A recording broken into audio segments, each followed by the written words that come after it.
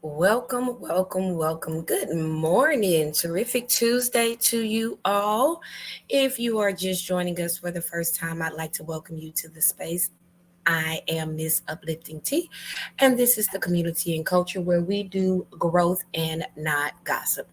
This is your first time here, or you are a returning viewer. You could have been anywhere in the world, but you are here with me, and for that, I am truly appreciative and I say thank you. So today is going to be a quick live where we're actually going to be reviewing two books. I've been in my Joe Over series in discussing the role that money plays in politics. And as we saw, and I called it, if you've been following my shorts, exactly what I said was going to happen on Saturday is exactly what happened, except for not my surprise, but I would say my actual glee at seeing the audience finally deciding to pick up their tomatoes from underneath their seats. If you are sitting in a bad play, you as an audience get to vote with your feet and technically express your displeasure. Traditionally, in the theater setting, that meant throwing rotten food. But no, I'm so glad that the voters finally decided to lean on the actors and the producers of this shit show of a play that we are all experiencing. So I do want to go back a little bit. First and foremost, I want to take us to um, a period in time before the one that we are currently living in. And so, therefore, I will be discussing two books, one called White Trash and the other one called Cass. White Trash is by Nancy Isenberg and Cass is by Isabel Wilkerson. I actually own a copy of Cass, have for years and years and years, long before Netflix made the movie Origin. I told y'all I'm a retired teacher, educator, low key, not so quiet activist. So here in these Texas streets, if you care, eventually you will get busy. So I am fully aware of both authors, and most people may or may not be. So when it comes to why I say whether it's one side or the other, everyone is being played by the same 1,500 people, no matter what your affinity is. If you are one of the people that identity politics for you means God, guns, and gays, um, if you are one of the people that identity politics means fighting for the poor and the marginalized, doesn't matter. There are 1,500 people that their only job is to play casino with your tax dollars and ultimately with public policy that hurts either group. And if you don't believe me, go look up how long West Virginia, Tennessee, Kentucky, Alabama, and Mississippi have been poor. The I love God and guns and I hate the gays country is has some really horrible outcomes in healthcare, security, infrastructure, education, you name it. So let's start with Nancy Isenberg's book. And these are two clips that come to us from a independent media source. And if you are new to the channel, we are on our road to 1,000 subscribers. I started this journey in January 2024. So I know my granny, who is now my angel ancestor, is always watching over me. So if you can, please hit the like, please hit the like, please hit the like, and share the content with someone who you think would possibly enjoy it. So we're going to start off with Amy Goodman and her team are going to interview both of the authors for the book. The first one is a little bit short. It's only about 8 or 10 minutes that we'll go through. And the second one is a little bit longer. It's about 15 minutes that we'll go through that and pause and discuss some things. And then we'll look at a few charts because, I never want to leave you without information that you can go verify for yourself. I hate saying research because people have used that to mean just Googling crap. So I want to give you actual statistical data and facts because that's always my thing. If you consume mainstream media, think of me as the cool girl with the charts instead of that old man with the charts that be up on that show all the time. But I like him because he got good charts. So I like charts. So I do consume his content as well when he up there with the charts. So let's start with why this particular book came back into focus at the RNC convention, because this does play a really big role in why billionaires and millionaires just feel so comfortable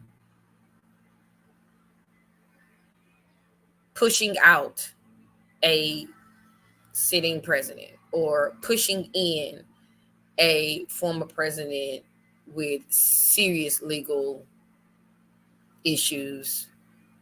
It doesn't matter. It's the show, it's the play, it's the entertainment, it's the engagement, it's the ratings of it all. And in the meantime and in between time, real people, usually poor ones, get very hurt. So let's talk a little bit with author Nancy Isenberg on what is going on over there with the people who cherish God's guns and hate the gays. Nominee is his pick to be vice president if he wins. Can you talk about your response, informed by your response to Hillbilly Elegy? Yeah, hi. I wasn't completely surprised, because I did write a review that I think didn't go along with the general chatting class consensus that Hillbilly Elegy was somehow a revelation or told us the truth about the people who were supporting Trump. I'm more skeptical. I was skeptical from the beginning, because memoirs are about self-fashioning. The strongest message in Hillbilly Elegy, which is the one that was echoed last night at the Republican convention, is the self-made man myth. This is the myth that somehow America creates opportunities, and just like Benjamin Franklin, you can fashion yourself and you can rise the ladder to success. And this is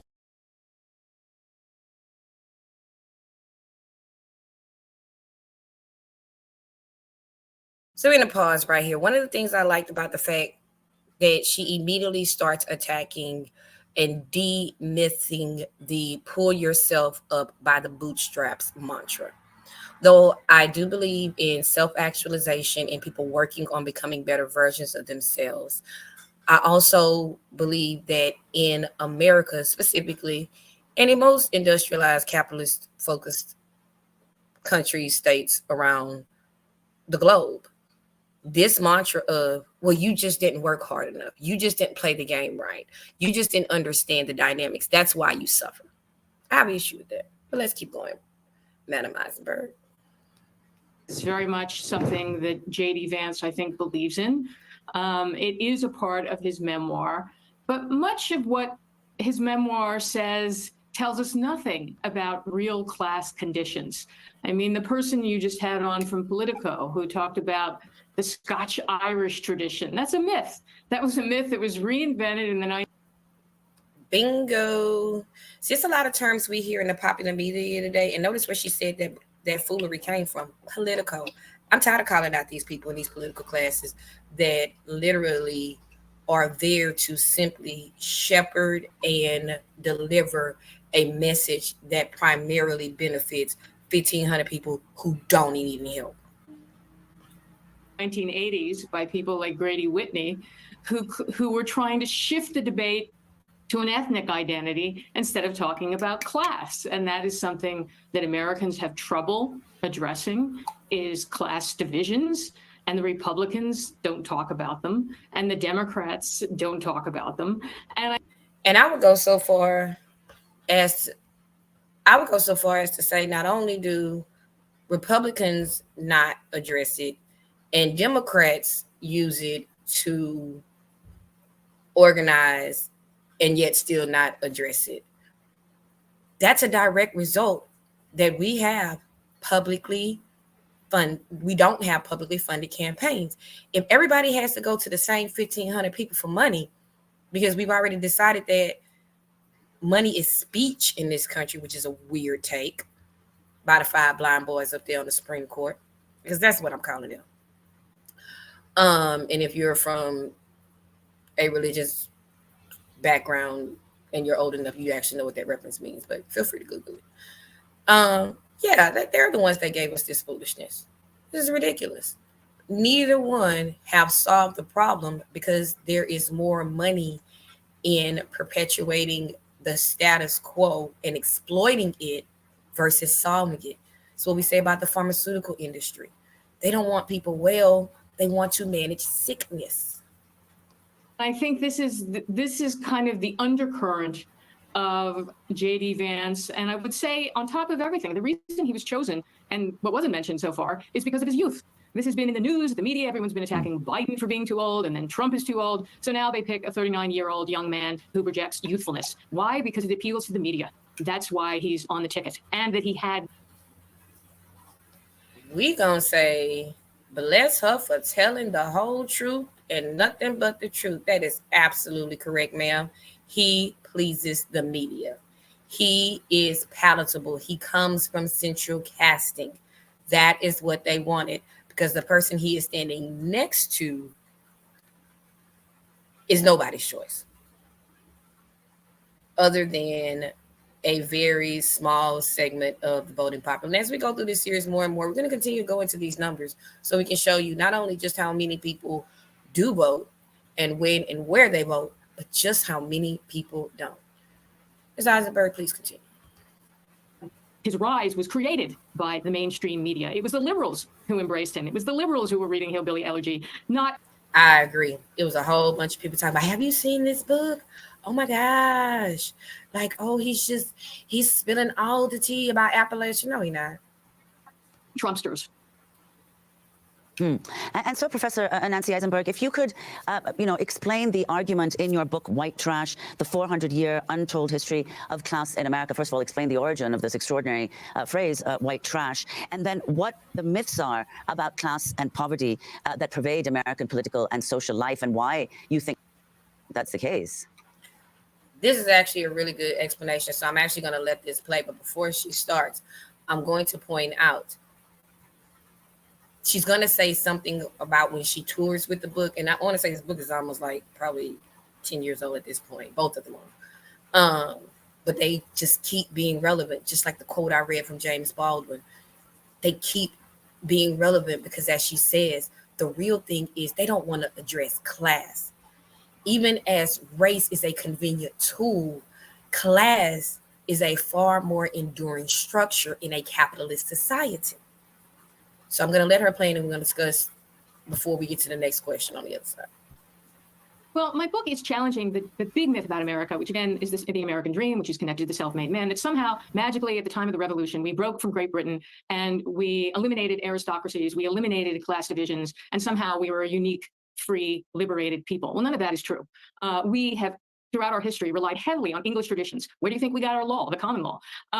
And not only that, the ideologies of class have been pervasive in America. And I think this is the sad thing that we forget. And the reason that white trash still exists today is because it goes all the way back to the colonial period. It goes back to the Elizabethan period, when the original purpose on the part of the English for colonization was to dump the, quote, waste people. That's where white trash comes from, referring to the expendables, the people who were hurting the economy in Great Britain, dump them into the colonies and get rid of the rubbish. That's the term.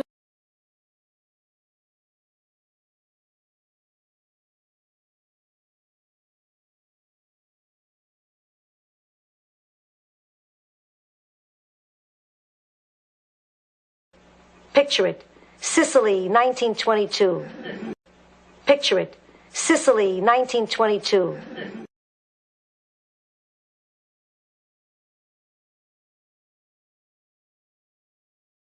Crackers comes from crack-brained, which attacks their intellectual ability. It means wastelands. And this is a part of the common law, but this is the idea of unfallow, unplowed, unproductive land. And these are the terminologies that provide the foundation for talking about white trash. And our class system, and this term has evolved over time, they referred to as crackers, squatters. They are people who are trespassers, criminals. Crackers comes from crack-brained, which attacks their intellectual abilities. So every negative kind of association that you can attach to a group, that has been applied to people who fall under this rubric. And we also have to distinguish. White trash doesn't include all people who are poor or struggling. There are more refined distinctions. So even to this day, there's a distinction among Americans in more rural areas, and particularly in the South, a distinction between white trash and rednecks. Rednecks are hardworking. Their necks are red because they're burnt from the sun. They were associated with living in the swamps in the South.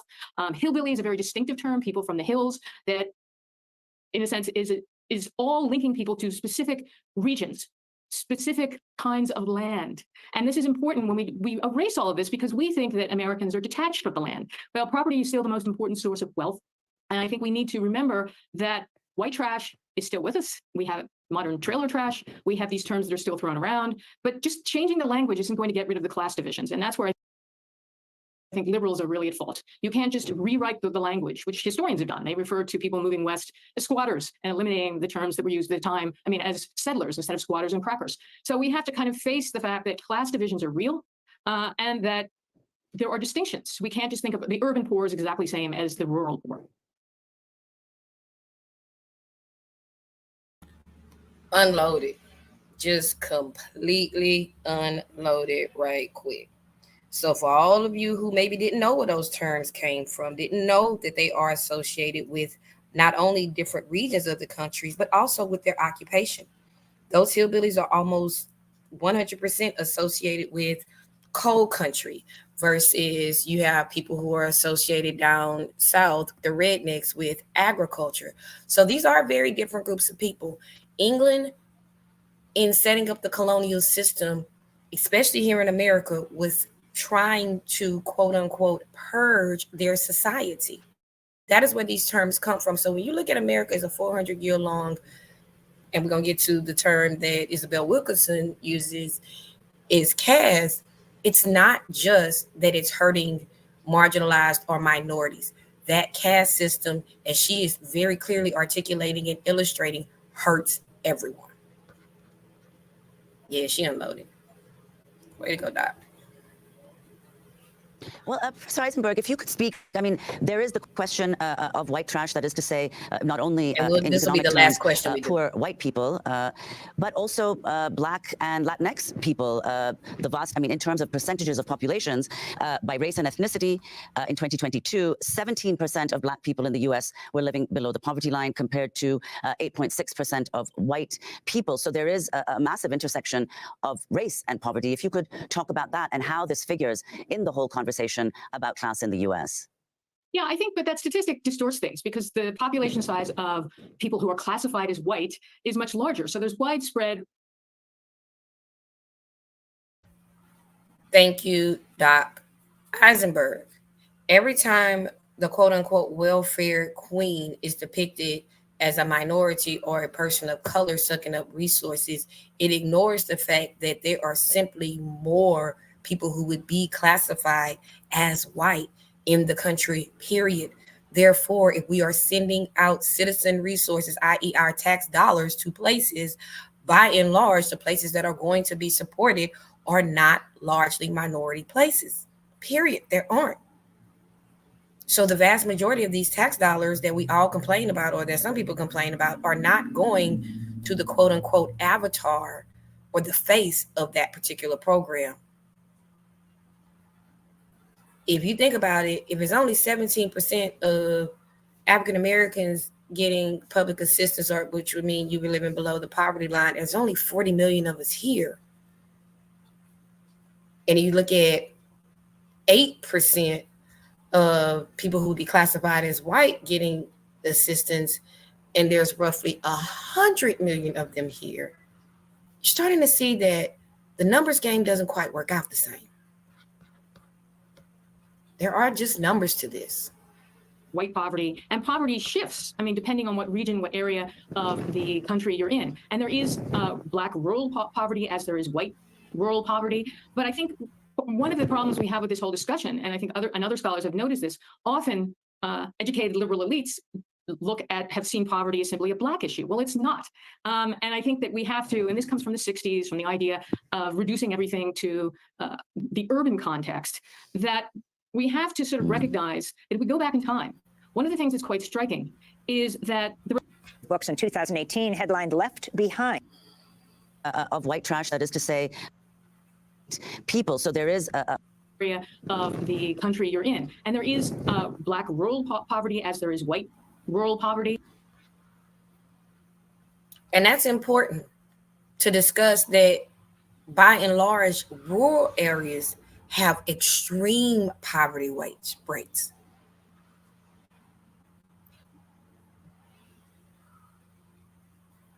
But I think one of the problems we have with this whole discussion, and I think other scholars have noticed this, often educated liberal elites have seen poverty as simply a Black issue. Well, it's not.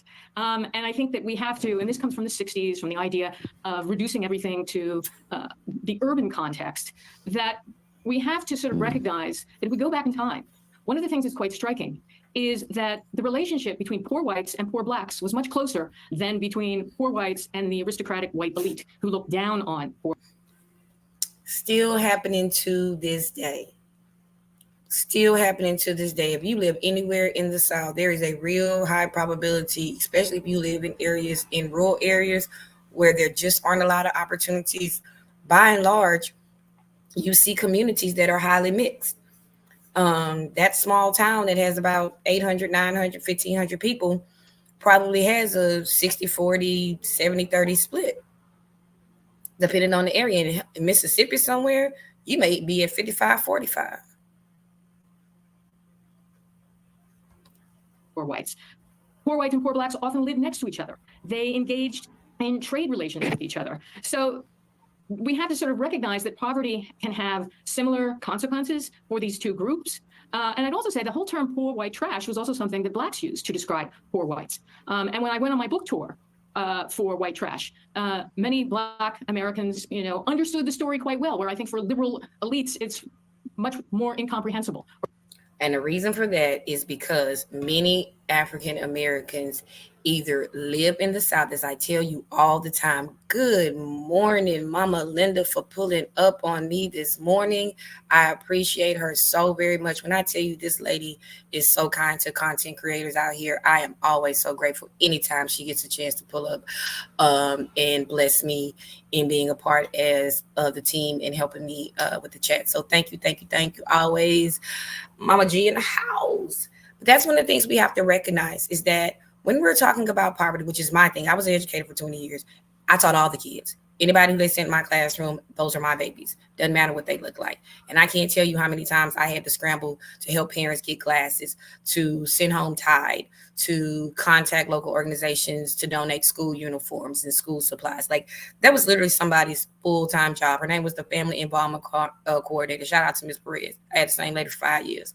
Like, I cannot tell you how many physical needs these kids would come in, and how hard it was for parents to try to reach out and ask for help, even though they knew they were struggling. These are still people with human dignity who deserve some measure and modicum of respect. So let's go over to the other side of the coin. Now we're going to talk a little bit with Isabel Wilkerson, who is able to weave the entire story together, both from a perspective of African Americans and other marginalized groups. So I love Cass. I read it years ago. I have the hardback copy. I actually treated I'm an English nerd, so I treated myself to a really nice fancy book. And let's hear a little bit from Elizabeth Wilkerson and the author of Cass. So both of these books have been made into a movie. Hillbilly Elegy is a Netflix movie. Origins is also a Netflix movie based on this. So if anybody doesn't want to read 600-700 pages, I feel you. Feel free to pop on in and check out the movies. And how he was then called one. And that relates directly to Joe Biden's choice as his vice presidential candidate, his running mate, Senator Kamala Harris. She becomes now the first woman of color to be nominated for national office by a major political party. She is the daughter of a... And remember, today we're going back to the beginning. It's part of the reason why I chose these clips. This was specifically Isabel Wilkerson being interviewed when Kamala Harris was picked to be vice president. I told you we're going to weave the whole story together. Saturday we're going to talk about new media. And then next week when we come back, we're going to put the whole play together. Immigrants. She is African-American, her father from Jamaica, and her mother from India. So she's the first Indian-American to be nominated, as well as African-American. If you can comment on the significance of this. Well, the significance of this is that so many long stunts have been overcome or have been crossed moment to have someone who is the first woman of color, the first woman of African descent, the first woman of Indian descent to be nominated for a major party phenomenal moment. And to think about how many barriers had to be crossed. It's taken 244 years to get to this day. We're going to go right now to the visit that you write about in Caste, that visit that Martin Luther King made to the state of Kerala in India. He was there in India for a month. He visited with high school students whose families had been untouchables. Well, in a speech to the Los Angeles World Affairs Council in February of 1965, Dr. King describes his visit and the introduction that was given of him by the principal. As he came to the end of his introduction, he said, "I would like to present to you a fellow untouchable from the United States of America." And for the moment I was peeved, I was shocked that I would be introduced as an untouchable. Pretty soon my mind ran back across to America. And I started thinking about the fact that there were so many places that I couldn't go because of the color of my skin. I started thinking about the fact that my 20 million brothers and sisters in the Negro community of America are still at the bottom of the economic ladder, deprived of adequate housing conditions, unable to live in numerous neighborhoods because of the color of their skin. I started thinking about the fact that my little children were still judged on the basis of the color of their skin rather than the content of their character. And I had to say to myself, I am an untouchable, and every Negro in the United States is an untouchable. That is Dr. Martin Luther King speaking in 1965 about his 1959 visit to India. Isabel Wilkerson, you write magnificently about this journey and how you came to look at this country like others look at India, talking about the centrality of caste. Tell us more about Dr. King's visit to India. Well, he had arrived in 1959, obviously inspired by the country and by the leadership of Mohandas Gandhi, who had inspired his nonviolent approach to freeing African Americans from the grip of what he ultimately would identify as a caste system in his own country in the United States. And so he arrived to visit the school. And as we so eloquently heard his reciting, recalling that experience, at first when he was identified or he was introduced to the children, to the students there as an untouchable, the word landed a little oddly for him because he hadn't thought of himself in that way. And as he considered and scrolled back into his memories of and experiences and recognition of all of the things that had been restricted for both him and the 20 million other African Americans that he was fighting for, he himself, Dr. King, recognized that America had beneath its infrastructure a caste system that was not as different from India as we might like to believe. And so that becomes the basis for her book Caste and ultimately the Netflix movie that you would see. And that is a really transformational way of viewing the way race plays out in America, that there's not just a social or economic component to it, that it is literally a 100% core aspect of our culture here in the United States. The Queen Bee has decided to join me. When I tell you, I have the kindest people who support me here. When I say they are smart, they are amazing, and I absolutely love the people that come through and support me. Hey, ladies. So this was an important lesson for Martin Luther King to, for lack of a better term, learn when he was looking at the way capitalism just keeps playing out and how it would morph itself from the planter class that they had as the original system to what would morph into the Jim Crow system to what's morphed into our prison industrial complex. Like there are all these ways that systemically a group of people are being targeted. Isabel Wilkerson, first of all, I want to congratulate you on such a marvelously written book, just as your earlier book was so marvelously written. Yeah, and I wanted to ask you about a particular section of it where you write, caste is the bone, race is the skin. Caste is fixed and rigid, race is fluid and superficial, subject to periodic redefinition to meet the needs of the dominant caste in what is now the United States. If you could expound for those of our readers, of our viewers who haven't read your book yet, this relationship that you tried to delve into between caste and race. Well, first I want to say that I came to the concept of race through the first book that I wrote, The Warmth of the Sons, in which I was writing about the flight of 6 million African Americans who were escaping the Jim Crow South. And in writing about what they had endured, writing about what the Jim Crow South was actually like, a lot of Americans have not really gotten that true exposure to what it was like to live in that world where everything that you could do or could not do was based upon what you look like. It was actually... Which is why I do not allow people like Byron Donalds or anybody to even remotely play with what my grandmother and my mother experienced being born in Mississippi and Louisiana in the 1930s and the 1950s. He's not just talking silly and reckless about a time period. There are literal people who still, I just lost my ability in February to sit with somebody who had to survive that to birth my mother, to birth me. Nah, they don't get to play in my story. Against the law for a black person and a white person to play checkers together. So I was recreating that world. And recreating that world, I did not use the word racism because it did not seem sufficient to capture the totality of the comprehensive nature of the control, restrictions, and boundaries. So I came to So that calls upon us to think about, well, what does caste mean? What is caste? So caste system essentially is an arbitrary grading, an artificial graded ranking of human value in a society. And it's one in which there's a fixed infrastructure that in our country predates anyone who's alive today. It goes all the way back to colonial times when the country was being formed. And a caste system essentially determines one's standing, the respect accorded a person, the benefit of the doubt, access to resources or the deprivation of access to those resources, even such things as assumptions of competence and beauty. So this is the hierarchy that we have all inherited, that no one alive created, but we have inherited it, and we live under the shadow of that system.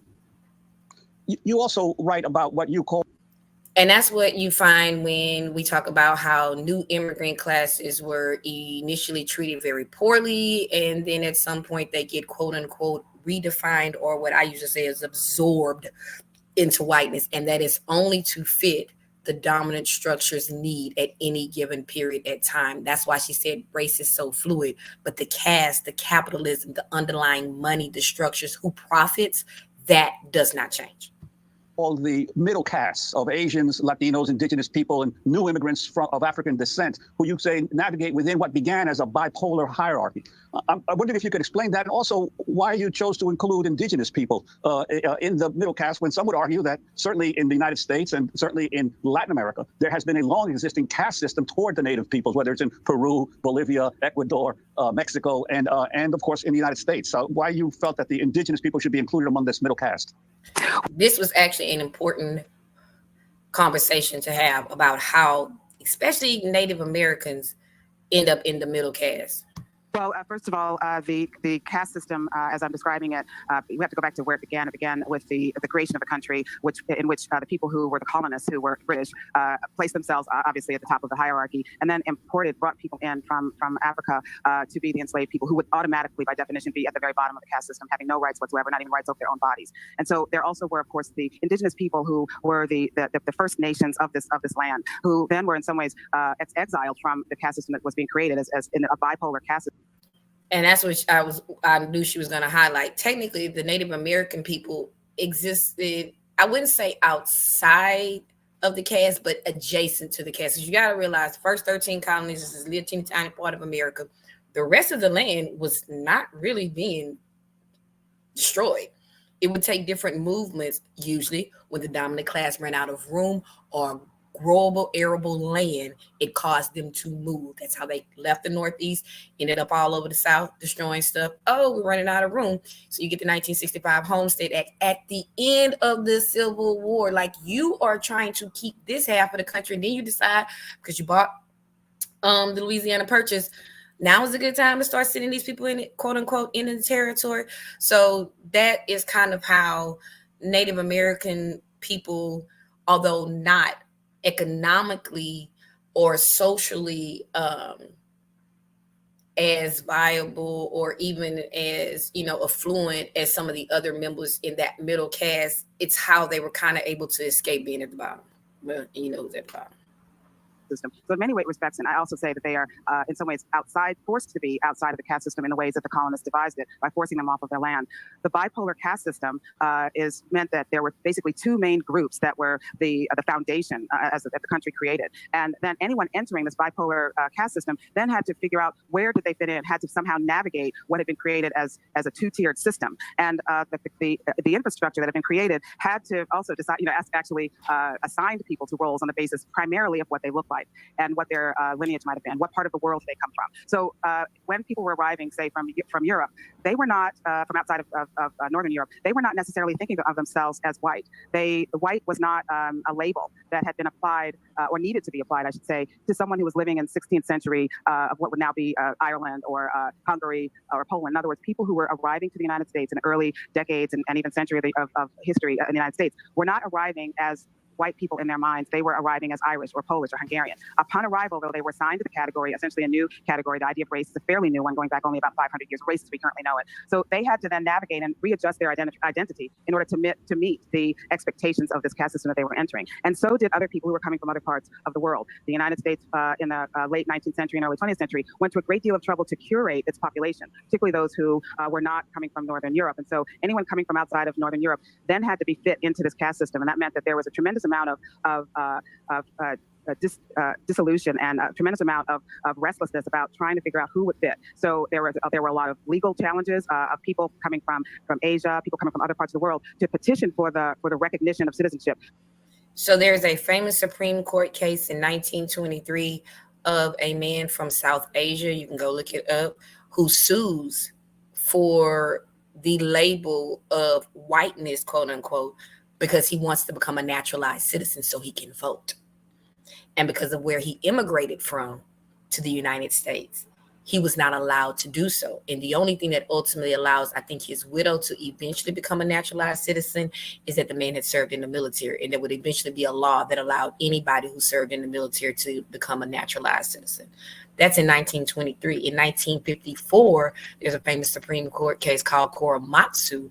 And that it's right 54, yeah. They're right around board. Right around the time we were doing board, we legalized internment in California for Asian Pacific Island people.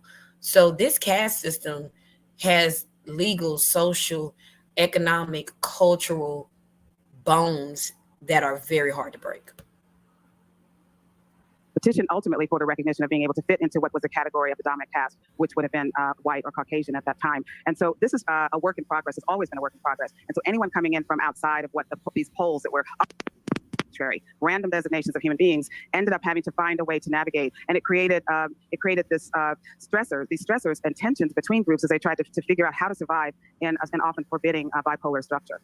And you bring in Nazi Germany, Isabel Wilkerson. If you can explain how it was the United States and the Jim Crow laws that inspired the Nazis. Explain how that all fits together with caste.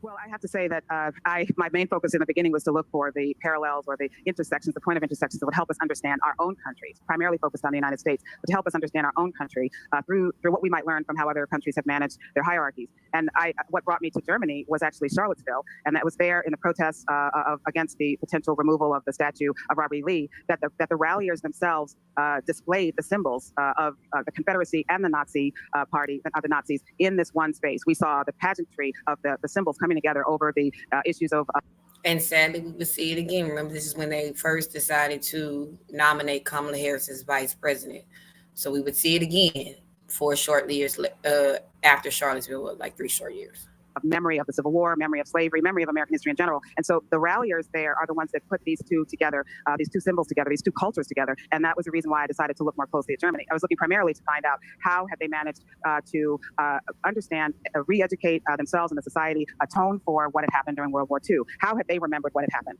And so the deeper I looked, it turned out that I discovered things that I never would have imagined. One of them had having to do with the fact that German eugenicists were in contact with, in continuing dialogue with American eugenicists in the years and decades leading up to the Third Reich. That American eugenicists wrote books that were big sellers in Germany in the years leading up to the Third Reich. Now, and if you really want to deep dive down the history rabbit hole, go look up the role that Henry Ford, that one, the one from Detroit, go look up the role he played in all this mess. Nazis needed no one to teach them how to hate. They absolutely need, as well as sitting U.S. senators and Congress people that were actively right up until Pearl Harbor, and some even after, aiding and abetting the Third Reich. Yeah, it's all documented. They loud and proud, child. It's congressional records, congress.gov, go to the archives, Library of Congress, and if you know where to look, they are all the tapes in there. needed no inspiration for how to hate or how to enact that hate. But what they did was they sent researchers to the United States to study the Jim Crow laws here in the United States, to study and to research how the United States had managed to subordinate and subjugate its African-American population. They sent people to research the miscegenation, anti-miscegenation laws. They sent them to understand and to study the segregation laws. And then they went back and they debated the American laws in the run-up to creating what would ultimately become the Nuremberg laws. These were just stunning and wrenching things to discover in the process of this work. We only have 30 seconds left, Isabel Wilkerson, but you relate the story of talking to Gwen Ifill at a party, being deeply concerned, this is before the presidency of Donald Trump, that he would win. And you cited 2042. Why? I mentioned 2042 because that is the year that was projected in 2008 by the census as to be the year that the demographics of the United States would change to a configuration that no one in the country of in any space had ever imagined, and that would be where the historic white majority would no longer be the majority, and that in fact the configuration that we've known for all of American history would be changing, and that has an impact on everyone in the hierarchy, everyone in the country, everyone in society, to try to figure out how do we work toward a space in which everyone can feel seen and feel that they are recognized as citizens in this country. Well, Isabel Wilkerson, we're going to do part 2 of this interview of this incredible book, Caste, The Origin. So I'd like to say thank you to Amy Goodman and the Democracy Now! Team. I appreciate you all so much. And that is going to conclude our live for today. So if you are a part of the replay gang, thank you. Please share, like, and subscribe. If you would like to support the work, the Cash App information is at the bottom. But more importantly, share the information with someone who you know that could use a factual basis for their opinions. And I will see you all tomorrow. You know what I always say. I hope blessings chase you down. I hope trouble never finds your door.